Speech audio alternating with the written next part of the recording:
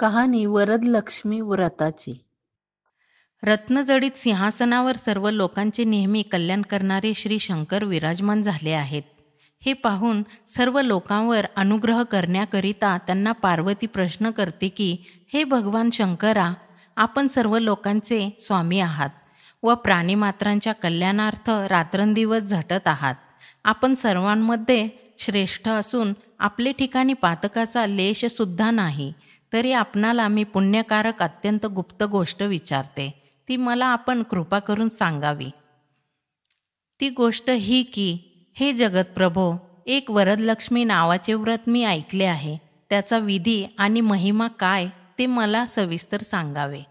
पार्वतीचा हा प्रश्न ऐकून शंकर म्हणतात, हे पार्वती, वरदलक्ष्मी व्रत हे सर्व व्रतांमध्ये उत्तम व्रत असून अत्यंत सौभाग्य देणारे असे आहे. ह्या व्रताचे आचरण केले असता तत्काळ सर्व प्रकारची संपत्ती प्राप्त होते. पुत्रपौत्रादी संततीची वृद्धी होते. हे पार्वती, ज्यावेळी श्रावणातील पौर्णिमेस शुक्रवार येतो, त्या पौर्णिमेपासून स्त्रियांनी या महालक्ष्मीचे वरदलक्ष्मीचे पूजेला आरंभ करावा. हे ऐकून पार्वती पुन्हा विचारते, देवा, त्या व्रताचा विधी काय, देवता कोण आहे व पूर्वी कोणी कोणत्या प्रकारे याचे आचरण केले ते सर्व सांगावे. शंकर म्हणतात, हे पार्वती, अत्यंत पुण्यकारक वरदलक्ष्मी व्रताचा इतिहास मी तुला सांगतो. हे सुंदरी, तूही त्या देवीच्या आराधनेत कोणत्या प्रकारे तत्पर होशील तेही कथन करतो.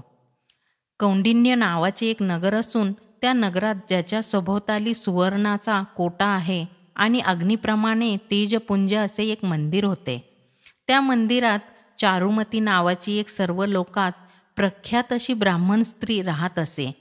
ही ब्राह्मण पत्नी सतत पतिभक्तीविषयी तत्पर, महापतिव्रता, सासू सासऱ्यांवर अत्यंत प्रेम करणारी होती. तिची कांती चंद्राप्रमाणे असून तिचे भाषण फार मंजूळ होते. तिचे सदा सर्व काळ प्रसन्न चित्त व पवित्र आचरण पाहून प्रत्यक्ष लक्ष्मी तिच्या स्वप्नात आली आणि म्हणाली, हे चारुमती, इकडे ये. वरदलक्ष्मीच्या प्रसादाने तुझे कल्याण असो. तुला मी एक गोष्ट सांगते, ती ऐक. ज्यावेळी श्रावणाच्या पौर्णिमेला शुक्रवार येईल, त्यावेळी तो दिवस व्यर्थ न घालविता दृढ अंतकरणाने वरदलक्ष्मी नावाच्या व्रतास तू आरंभ कर. चतुर्भुज अशी सोन्याची लक्ष्मीची प्रतिमा करावी. आपले घर स्वच्छ करावे व सगळीकडे तोरणे बांधावी. तशाच विविध रंगांच्या रांगोळ्या काढाव्यात. त्या दिवशी पूजेकरिता नवी भांडी घ्यावीत. पूजेची जागा पूर्व दिशेला किंवा ईशान्य दिशेला असावी. भूमीवर स्वास्तिक काढून त्यावर एक शेर गव्हाची राशी करावी व त्यावर नवा कलश ठेवून त्यात तांदूळ भरावेत आणि कलशाभोवती वस्त्रे गुंडाळावीत.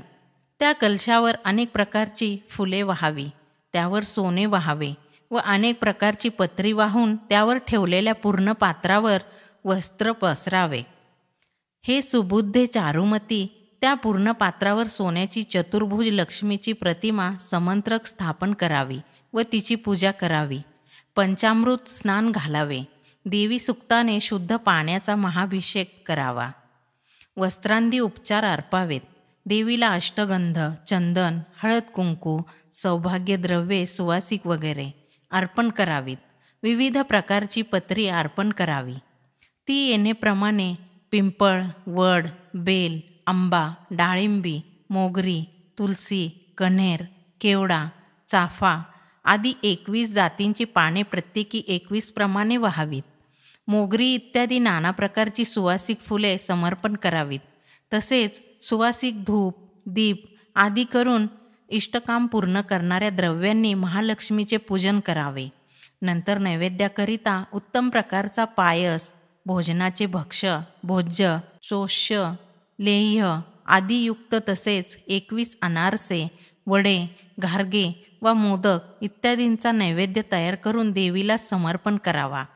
नैवेद्यास जो पदार्थ समर्पण केलेला असेल त्यातून 5 देवींच्या पुढे ठेवावेत आणि बाकी प्रसाद म्हणून आपण घ्यावा. यथाशक्ती राजोपचार, नाना प्रकारचे शेषोपचार देवीला सन्मानपूर्वक समर्पण करून शरण जावे आणि इष्टवर हेतूची देवीपाशी प्रार्थना करावी. शक्यनुसार नृत्य, गायन वादन करावे लक्ष्मीची गाणी म्हणून प्रार्थना करावी. हे प्रिय भाषिणी चारुमती, पूर्वी उमा, सरस्वती, सावित्री, इंद्राणी इत्यादी हे समृद्धी देणारे व्रत यथासांग केले व त्यामुळे त्या मोठ्या अधिकारास पोहोचल्या. त्याचप्रमाणे तू माझे पूजन केले असता मी तुझे सर्व मनोरथ पूर्ण करीन, पाहिजे तो वर देईन. याप्रमाणे वरदलक्ष्मीने चारुमतीस स्वप्न दृष्टांत दिला असता ती चारुमती म्हणाली, हे वरदलक्ष्मी परमेश्वरी, तू सर्वजणांची जननी आहेत. तू पुण्यमूर्ती इथे प्रगट झाली आहेस. तुला मी नमस्कार करते. हे शरणागताचे रक्षण करणाऱ्या, हे जगत पूज्ये, श्री विष्णूच्या वक्षस्थलावर तर वास करणारे, जिला तू एकवार कृपादृष्टीने अवलोकन केलेस ती तत्काळ सर्व संकटापासून मुक्त झालीच, यात शंका नाही. मी पूर्वीच्या सहस्त्रावधी जन्मात काहीतरी पुण्याचा संचय केला असेल. तो असे की ज्यामुळे हे हरिवल्लभे आज मी तुझे चरणकमल पाहत आहे. याप्रमाणे चारुमतीने गौरवपूर्वक स्तुती केली असता जगदंबा वरदलक्ष्मी हास्य करून अनंत वर देती झाली. असे स्वप्न पाहून चारुमती तत्काळ मोठ्या गडबडीने जागी झाली आणि आपल्या सर्व आप्तवर्गाला हे आनंददायक स्वप्न कथन केले. ते ऐकताच छान छान, फार उत्तम असे सर्व म्हणाले. नंतर वरदलक्ष्मीने सांगितल्याप्रमाणे हे व्रत करण्याचा त्या सर्वांनी संकल्प केला आणि श्रावणातील पौर्णिमा शुक्रवारी केव्हा येईल याची मार्गप्रतीक्षा करीत बसली. त्याच्या सुदैवानं लवकरच श्रावणाची पौर्णिमा शुक्रवारी आली. मग त्या दिवशी चारुमतीसह तिच्या आप्तवर्गातील सर्व स्त्रिया प्रसन्न मुद्रेने स्वच्छ, सुंदर, विविध उंची वस्त्रे धारण करून तिने पूर्वी सांगितल्याप्रमाणे घर स्वच्छ सारवून, तोरणे बांधून, उत्तम रांगोळी काढून, गव्हाच्या राशीवर तांदळांनी भरलेला कलश स्थापन करून त्यावर सुवर्ण प्रतिमा मांडून यथाविधीवर लक्ष्मीची पूजा करून प्रार्थना करतात. हे कमलासने, हे हातात कमळ धारण करणारे, हे सर्व लोकापूज्ये, हे नारायण प्रिये, हे देवी, तू निरंतर आमच्यावर प्रीती करणारी अशी हो. पद्मासने, या मंत्राने पूजेच्या उपचारातील प्रत्येक वस्तू अनुक्रमाने कलशात टाकून वरदलक्ष्मीची पूजा करून त्यांनी उजव्या हातात वरसूत्र दिले. ह्या वरलक्ष्मीच्या प्रसादाने चारुमती प्रसन्न अंतकरण होऊन क्षुधितांना अन्नदान करण्याविषयी व आप्त कुटुंबी वर्गाच्या पोषणाविषयी तत्पर झाली. नंतर ती त्या दिवसापासून नित्य मंगलवेश धारण करून देवीच्या सन्निध बसू लागली. याप्रमाणे वरलक्ष्मीच्या ठिकाणी तिची भक्ती जडल्यामुळे तिला मोठमोठाले मोत्यांचे हार व जवाहिराचे अलंकार अंगावर धारण करण्यासारखे वैभव प्राप्त झाले.